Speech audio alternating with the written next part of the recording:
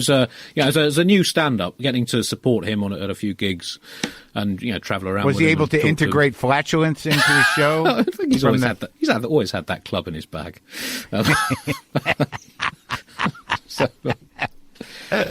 And also, I did get my first. The year I did my first solo show in Edinburgh in 2001, I ended up doing 3 gigs supporting Joan Rivers, which. That was really eye-opening. I don't know quite how she ended up with me as her support act, but to see someone I can't remember how old she was. She must have been about 70 at the time, with just must have been great enthusiasm and energy that she had, and sort of just the love for performing. That was she was incredible. How did she do?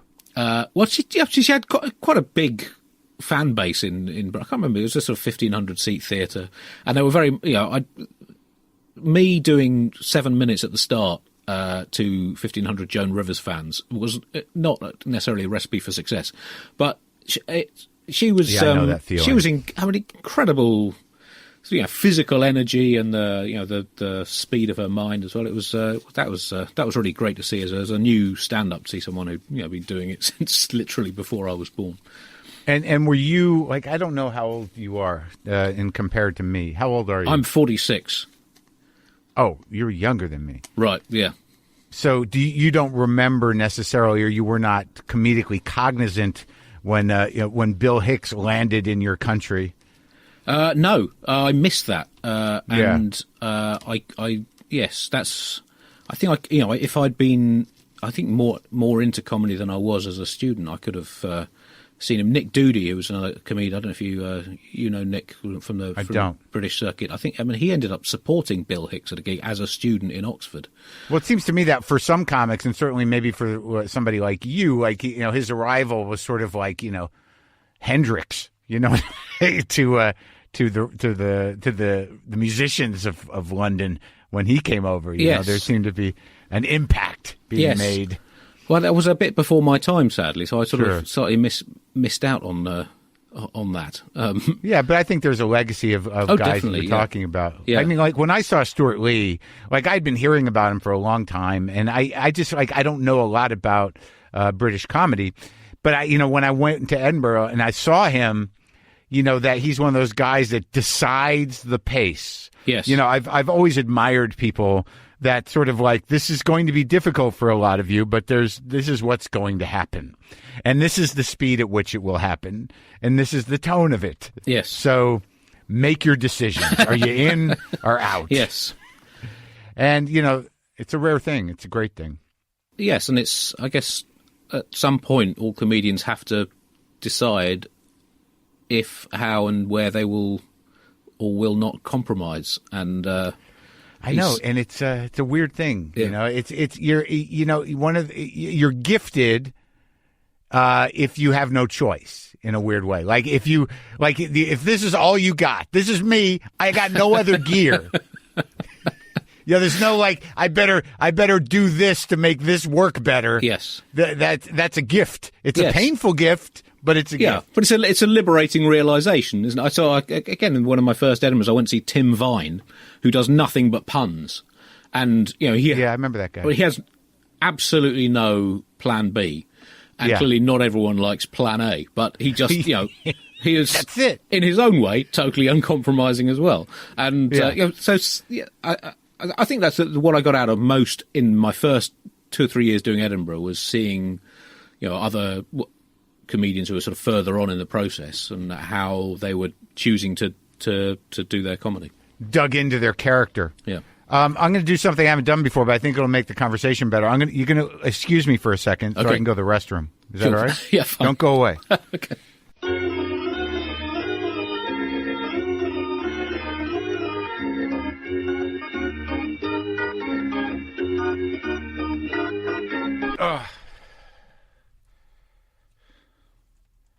It's very interesting to me because I'm talking to you and you're British that I actually excused myself. I don't think. Generally, it would be I got to pee, hang out a minute. But no, I'd like to be excused for a second. I have to use the restroom. I say, what the fuck is wrong with me? That's the effect. You can't. You might have jumped ship in 1776, but you can never Never fully get rid of us. In fact, it might be with Brexit. We're open for business again. Come back to the mothership, America. Can you? Okay, get me up to speed. So you're in lockdown right now. Yes, big time, right? Big time lockdown. Because there's a new exciting strain. Yes, that permeates walls. It permeates everything. It's a British strain, therefore it's easily the best. It's a world-leading virus strain. Once again, we're ahead of the world. Good, finally back. They're back. Yes. So we're sitting at home, and yes. Were you able to go out for a little while? I mean, I don't know what you guys are going through. It's pretty it's so scary here. Do you know people that have gotten it? Are you? I know a few people who've had it, and I mean, luckily no one close to me has been severely ill with it. Yeah. But obviously it's been a massive disruption on my children's schooling. They're 14 and 12, and it's it's tough having to sit at home, do just basically working off computers, and which is it's a huge scar on a whole sort of generation's childhoods. So I'm not sure we know the full repercussions of it. Luckily we've got a nice house and a bit of space and parks nearby, and so it's much better for us. And you guys going people, crazy? Are you getting closer? Do you learning things about each other you never wanted to? So we've got on pretty well, considering. Watched a lot of television, and sure. I know. I was during the summer last year. In my sort of parallel life to comedy, I'm a cricket statistician, and I do cricket stats on the radio for the BBC cricket coverage. So I got to go and spend 6 weeks watching international sport during the middle of lockdown, which was one of the weirdest, most surreal experiences of my life. Huh. So, but it's nice that like it is. You are grateful to be working. Yes. I mean, the one thing about doing what we do and figuring out how to adapt is that, I mean, you do a weekly radio show now, correct? I do a radio show for BBC Radio 4 called The News Quiz, which is a sort of topical show. That's on sort of half sort of 24 weeks a year, and I still do the Bugle podcast with sort of rotating cast of co-hosts since John left. So is that every week? That's every week. So it's nice to be working. Imagine if we weren't working, it'd be crazy. And for people who whose main line of work and income is stand-up, this has been completely catastrophic. So I've been very fortunate from that point of view. But the last performance I did in front of live, actual, physical human beings was, I think, almost a year ago now. It's the end of January. And I do think quite a lot about what will I still be able to do? I don't know if you think that when you were last on stage with a crowd. My thoughts are: do I still want to? I think I think I'm good. I think. Well, that's another side of it, isn't it? There's been times when I've thought I really miss it, and there's other times when I thought, well, do I have the strength to go back to it and almost relearn those skills and those? I think the skills will probably come back, and it will probably be exciting. I just don't. I have to assume that things will have to be different after all this shit. I mean, after Brexit, after we become an authoritarian country, that how we approach life again it has to be different. I mean, I don't believe that there's some sort of return to something. This we don't know what the fuck is ahead on any level. No, which is, I guess, simultaneously exciting and terrifying. Terrifying. It's terrifying some days. Yeah, I mean, I had trouble sleeping last night. But I don't understand Brexit at all because, I can barely keep up with the news here. But I don't. I know that people in the UK look to us as what the fuck is happening there? But I have that same thing. I'm like, what is really happening there?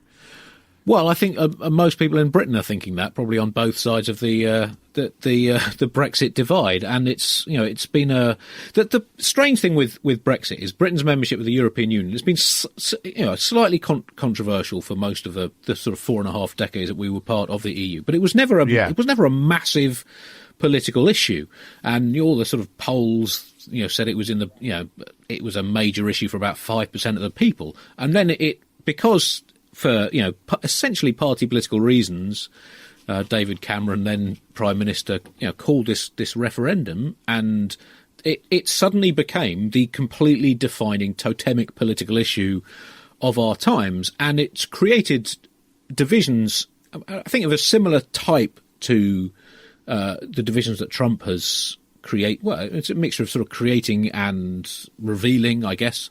Disenfranchised working class, anti-immigration nationalism on one side. Well, there's sort of various degrees of that, but I think it's created divisions that are not obviously bridgeable or curable, whatever happens. So, right.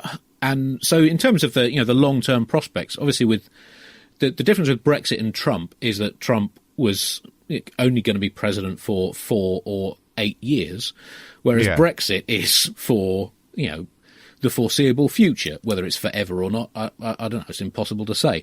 But it's not something that can be forced back into the box in the way that Trump has, albeit that there is now debris all around the box, and the box may pop open again, right, before collapsing like an overstretched metaphor. So it's become it's sort of defined politics, and now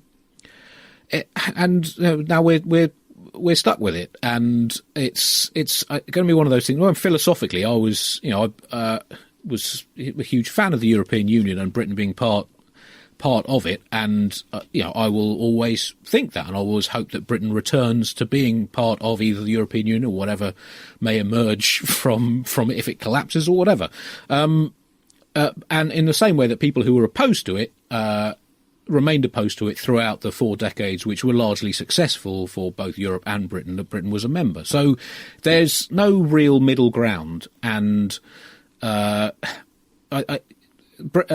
has almost been a distraction from Brexit, and right. The sort of past year, when we might have been sort of really kind of introvertedly examining what Brexit meant for Britain as a country and for the people who live in it, we've been completely distracted. So I don't know when we're going to get round to that reckoning and working out exactly what who we are and what we want to be. Right. All this work has been done. The Brexit deal is finalized, but now no one can go outside.